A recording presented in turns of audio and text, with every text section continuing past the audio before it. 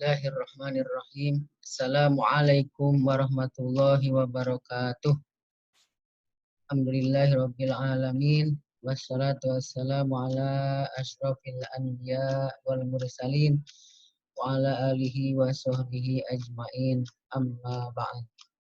Anak-anakku sekalian, pada pelajaran PAI hari ini Ustaz akan bercerita, itu cerita tentang Masitoh.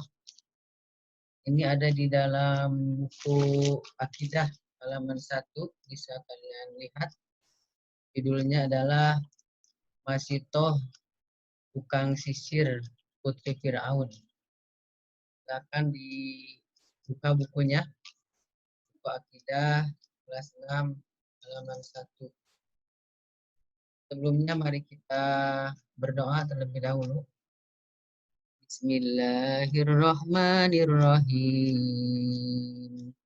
Allahumma inni as'aluka ilman nafi'a wa rizqan thayyiba wa amalan mutaqabbala. Ya Allah, sesungguhnya aku memohon kepadamu ilmu yang bermanfaat, rizki yang baik, dan amal yang diterima. Amin ya rabbal alamin. Baik, anak-anakku sekalian, silakan dilihat bukunya di buku halaman 1. Kita tentang Masitoh tukang sisir putri Firaun. Dalam peristiwa Isra dan Mi'raj, Nabi Muhammad Shallallahu Alaihi Wasallam melakukan sebuah perjalanan bersama malaikat Jibril. Tiba-tiba beliau mencium bau yang sangat harum. Nabi Muhammad Shallallahu Alaihi Wasallam bertanya kepada Jibril, "Oh, apakah ini?" Jibril menjawab, "Ini adalah bau harum dari seorang perempuan dan anak-anaknya."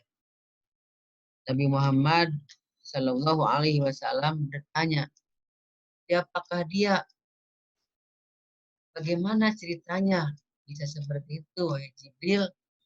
Kemudian Jibril bercerita kepada Nabi Muhammad Shallallahu Alaihi Wasallam kisah wanita ini. Ini cerita Jibril. Wanita ini hidup di zaman Fir'aun pada masa Nabi Musa alaihissalam. Ia bekerja sebagai tukang sisir kerajaan. Dalam bahasa Arab, tukang sisir disebut dengan Masyitoh. Maka nama perempuan tersebut, nama wanita tersebut adalah Masitoh. Masitoh itu tukang sisir putri Firaun. Wanita ini bekerja di istana Firaun sebagai pelayan bagi putri Firaun. Ia bertugas menyisir rambut sang putri dan melayani semua kebutuhannya. Saat Musa alaihissalam diutus sebagai seorang nabi dan rasul, Masito ini termasuk bagian dari orang-orang yang beriman kepada Nabi Musa alaihissalam. Akan tetapi ia menyembunyikan keislamannya dari Firaun dan putrinya, khawatir akan adanya bahaya yang mengancam dirinya. Sampai pada suatu hari ketika Masito sedang menyisir rambut putri Firaun seperti biasanya, tiba-tiba sisir yang digunakan jatuh. Saat ia mengambilnya, ia membaca Bismillah dengan menyebut nama Allah. Sang putri bertanya, "Apakah ayahku Raja Fir'aun yang engkau maksud, wahai Masito?" Jadi kan Fir'aun itu kan mengaku sebagai Tuhan, ya. Sangkanya yang disebutkan oleh Masito itu adalah ayahnya.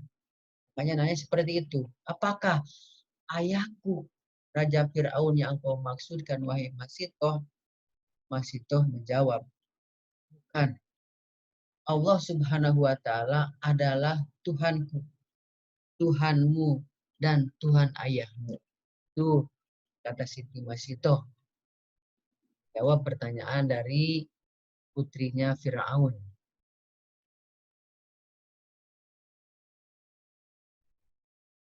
Sang putri terkejut. Kemudian bertanya, apa yang kamu katakan? Bukankah hanya ayahku Tuhanmu? Akan aku laporkan kepada ayahku apa yang kamu katakan.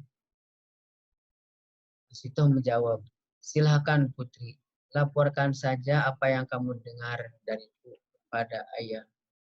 Aku hanya menyembah kepada Allah Subhanahu wa taala saja. Tak lama setelah itu, pengawal Raja Fir'aun menangkap Masitoh bersama anak-anaknya. Fir'aun menyiksa Masitoh dengan berbagai macam siksaan. Adapun siksaan yang paling berat adalah Fir'aun menyediakan cairan timah yang sangat panas. Dibakar di atas tungku dengan api yang berkobar-kobar. Firaun mengancam akan memasukkan Masitoh dan anak-anaknya ke dalam cairan timah panas tersebut. Tetapi sebelum itu, Firaun membujuk Masitoh untuk kembali kepada ajaran lama, menyembah Firaun dan keluar dari ajaran Nabi Musa alaihi salam. Akan tetapi dengan keteguhan imannya, Masitoh menolak tawaran Firaun. Akhirnya, Firaun melemparkan anak-anak Masitoh ke dalam cairan timah panas itu satu demi satu. Hati Masitoh tercabik-cabik melihat anak-anaknya disiksa oleh Firaun. Akan tetapi ia tak gentar. Ia berdoa kepada Allah Subhanahu wa taala agar ia bisa bertemu dengan anak-anaknya di surga kelak. Sampai pada akhirnya tinggallah bayi Masitoh yang masih menyusui. Hati Masitoh bergetar saat bayi itu direbut dari pelukannya dengan paksa.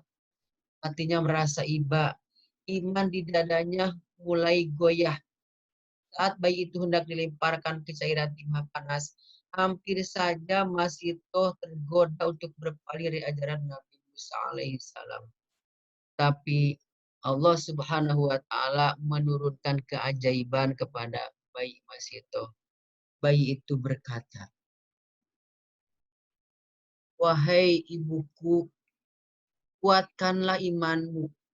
Masuklah ke cairan timah panas ini. Sesungguhnya siksa di dunia jauh lebih ringan daripada siksa di akhirat. Mendengar hal itu, keimanan Masito semakin menguat. Hatinya yang goyah menjadi teguh sebelum ia dan bayinya dilemparkan ke cairan timah panas. Itu ia meminta kepada Firaun untuk mengumpulkan tulang-tulang dari jenazahnya dan anak-anaknya dikumpulkan dalam satu kain, kemudian menguburkannya. Firaun menyanggupinya, maka masuklah Masito dan bayinya ke dalam cairan timah yang panas itu. Kemudian ia mati syahid. Para pengawal Firaun mengumpulkan tulang-tulang jenazah Masito dan anak-anaknya dalam satu kain. Kemudian dikubur.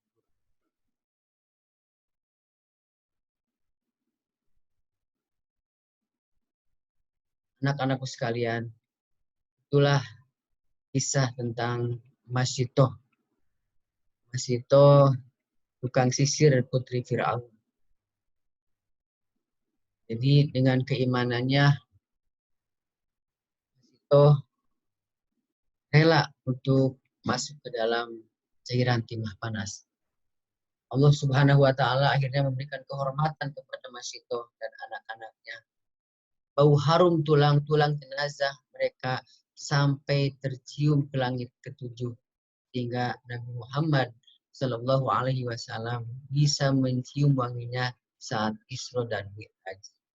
Ini adalah kisah yang diceritakan oleh Jibril kepada Nabi Muhammad Shallallahu Alaihi Wasallam ketika beliau melaksanakan Isra.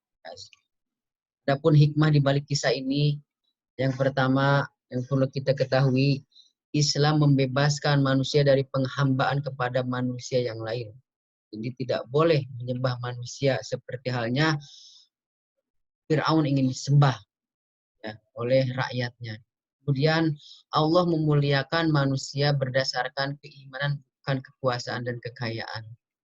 Dan Allah Subhanahu wa taala memberikan keajaiban tertentu kepada hambanya untuk meningkatkan keimanan. Di Masitoh, bayinya Masitoh bisa berbicara, dan juga Masitoh dimuliakan sampai-sampai tulang-tulang jenazahnya itu wangi, ya, bau wanginya sampai tercium ke langit ketujuh dan dirasakan oleh Nabi Muhammad Shallallahu Alaihi Wasallam ketika beliau melaksanakan saudara.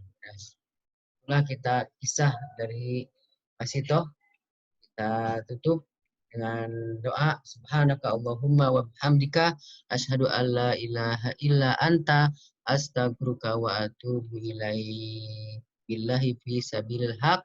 Assalamualaikum warahmatullahi wabarakatuh.